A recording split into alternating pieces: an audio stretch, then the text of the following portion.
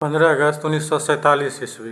इस दिन हमें ब्रिटिश की गुलामी से आज़ादी हुई थी, भारत माता आज़ाद हुई थी। इस उपलक्ष्य में हम लोग प्रत्येक वर्ष इस आंदोलन में भाग लेने वाले क्रांतिकारियों, शहीद हुए क्रांतिकारियों के योगदान के लिए हम लोग प्रत्येक वर्ष 15 अगस्त को स्वतंत्रता दिवस के रूप में मनाते हैं।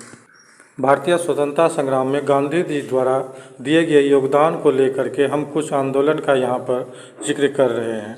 इसमें सर्वप्रथम चंपारण सत्याग्रह है, जो कि गांधी जी के द्वारा भारत में किए गए प्रथम सत्याग्रह है। यह सत्याग्रह राजकुमार शुक्ल के प्रयास से हुआ था। लखनऊ अधिवेशन में गांधी जी की मुलाकात राजकुमार शुक्ल से हुई और उन्होंने गांधी जी को बिहार में तिनकटिया प्रथा, जो कि नील की खेती के लिए था, के विरुद्ध जो किसानों को परेशानी हो रही थी, उसके लिए उन्होंने गांधी जी को कहा और गांधी जी यहाँ पर आए। उन्होंने आंदोलन में जो है आरंभ किया और यह आंदोलन सफल भी रहा। इस आंदोलन के बाद गांधी जी ने असहयोग आंदोलन आरंभ किया।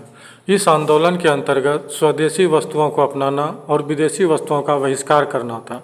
आंदोलन सफल भी हो रहा था, लेकिन अचानक 4 फरवरी 1922 ईस्वी को गोरखपुर के चौरी चौरा जगह पर एक अग्निकांड हो गया, जिससे गांधी जी को आंदोलन हिंसक होते देख इन्होंने स्थगित कर दिया। इसके बाद गांधी जी ने 1922 से 1930 ईस्वी तक रचनात्मक कार्यों में भाग लिया। इस रचनात्मक कार्य के द्वारा गांधी जी ने राजभक्त नागरिक को देशभक्त बनाया। मतलब उस वक्त के नागरिक ये मानते थे कि हम इस राजा की प्रजा हैं, मतलब वो नहीं समझते थे कि हम पूरे विशाल भारत के नागरिक हैं। तो गांधी जी ने इस रचनात्मक कार्य के द्वारा उस राजभक्त नागरिक को देशभक्त बनाया।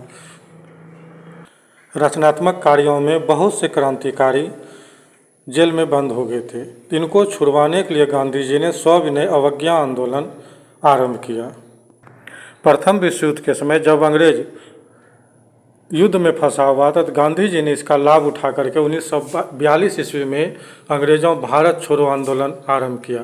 इस आंदोलन का मुख्य नारा था करो या मरो। इस आंदोलन का प्रस्ताव वर्धा अधिवेशन में ही पास हो गया था। तो सिर्फ 8 अगस्त को मुंबई के ग्वालियर टैंक मैदान में सभा हुई और सभा में निर्णय लिया गया कि कल 9 अगस्त से आंदोलन आरंभ हो जाएगा। तो यह आंदोलन आरंभ भी हो गया, लेकिन अंग्रेज़ों ने मुख्य नेताओं को कैद करके उसको कैद कर दिया। मतलब भारत छोड़ो आंदोलन बिना नेता वाला आंदोलन था। अंततः हमारा देश 15 अगस्त 1947 ईस्वी को अंग्रेज़ों के गुलामी से आज़ाद